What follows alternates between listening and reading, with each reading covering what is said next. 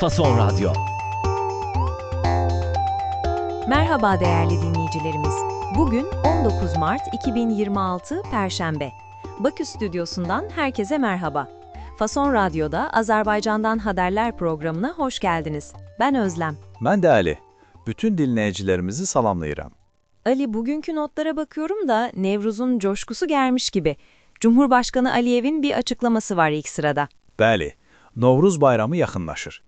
Trend agentliyinin xəbərinə görə, Prezident İlham Əliyev artıq 6 ildir Novruz bayramını Azərbaycanın mədəni və tarixi torpağı olan Qarabağda qeyd etdiyini bildirib.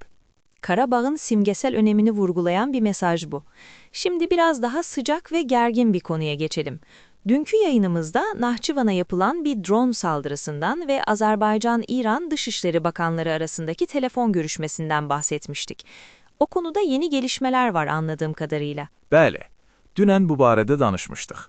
BBC Azərinin xəbərinə görə, Azərbaycan Xarici İşlər Nazirliyi İran ərazisindən Naxçıvan Muxtar Respublikasına pilotsuz təyyarə hücumları həyata keçirildiyini rəsmən açıqlayıb. Dünən bəhs etdiyimiz telefon danışığı da bu hadisənin ardınca baş tutub. Bölge zaten hareketli. Notlarda bir de İsrail'in İran'da bir üssü vurduğu haberi var.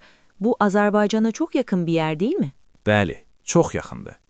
Day-Az saytının yazdığına görə, İsrail hərbi hava qüvvələri İranın Xəzər dənizi sahilindəki Bəndər Ənzəli şəhərindəki bir dəniz bazasını hədəfə alıb.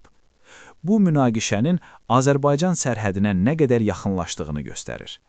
Gerilim Hazar kıyısına kadar dayandı yani. Çok endişe verici. Ama bu gerilime rağmen notlarda Azerbaycan'dan İran'a insani yardım gittiği de yazıyor. Hatta ikincisiymiş bu. Elədir. BBC Azəri yazır ki, Azərbaycandan qonşu İrana ikinci humanitar yardım konvoyu yola düşüb. Münasibətlər gərgin olsa da, humanitar əlaqələr davam edir. Bu da çok ilginç bir durum. İran'la ilgili bir haber daha var notlarda. Türkiye sınırında yaşanan bir iletişim sorunu ve onun ilginç çözümü. Bəli, bu da maraqlı bir vəziyyətdir. BBC Azərinin xəbərinə görə, İranda beynəlxalq zənglərə və internetə qoyulan məhdudiyyətlər səbəbindən insanlar Türkiyə sərhədinə gedirlər. Oradakı vasitəçilər biri İran, digəri isə Türkiyə şəbəkəsinə qoşulu iki telefonla onların xaricdəki ailələri ilə danışmasını təmin edir. Teknolojiye ne engel konursa konsun insanlar bir yolunu buluyor demek ki. Şimdi biraz iç gündeme bakalım. Azatlık Radyosu'ndan bir haber var. Ki dinleyicilerimize hatırlatalım, Azatlık daha muhalif bir yayın organıdır. Demografik bir krizden bahsediyor haber. Rakamlar pek açıcı değil. Bəli, xəbərə görə ölkədə doğum və nikahların sayında azalma, ölümlərin sayında isə artım müşahidə olunur. Bu vəziyyət ölkənin sosial və iqtisadi gələcəyi ilə bağlı müzakirələrə səbəb olur. Pardon Ali, nikahların sayısında azalma derken bizde nikah daha çok resmi evliliğin bir parçası, bir töreni gibi. Orada tam olarak evlilik anlamında mı kullanılıyor? Bəli, bizdə nikah elə sizin evlilik dediyiniz rəsmi prosesin özüdür. Yəni evliliklər azalıb. Anladım. Yani evlilik oranları düşüyor.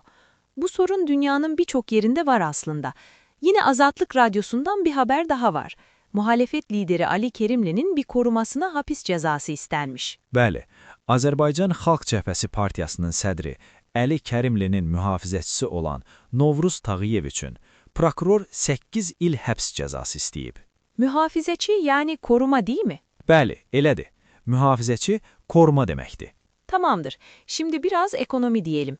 Deniz yoluyla yük taşımacılığında bir düşüş varmış. Trend agentliyinin yazdığına görə, Dövlət Statistika Komitəsinin məlumatlarına əsasən, bu ilin fevral ayında ölkənin dəniz yolu ilə yük daşımalarında əvvəlki dövrlə müqayisədə azalma qeydə alınıb. Buna da əsasən neft ixracındakı azalma təsir edib.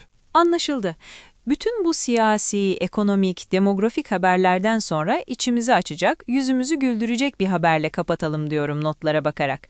Bakü'de çok anlamlı bir sergi açılmış. Bəli, bu çox gözəl bir təşəbbüsdür. Day-Az saytının xəbərinə görə, Dünya Down sindromu günü ərəfəsində Bakıdakı Daşsalnamə Muzeyində Çərçivələrin xaricində adlı bir sərgi açılıb. Sərgi fərqli fərdlərin sənət vasitəsilə özlərini ifadə etmələrinə imkan yaradır. Harika bir haber bu. Sanatın birleştirici gücü. Ali, bugünkü notlar için çok teşekkürler. Mən təşəkkür eləyirəm Özlem. Fason Radyo'da Azerbaycan'dan haberlerin bugünlük sonuna geldik. Yarın yine aynı saatte buluşmak üzere, hoşça kalın.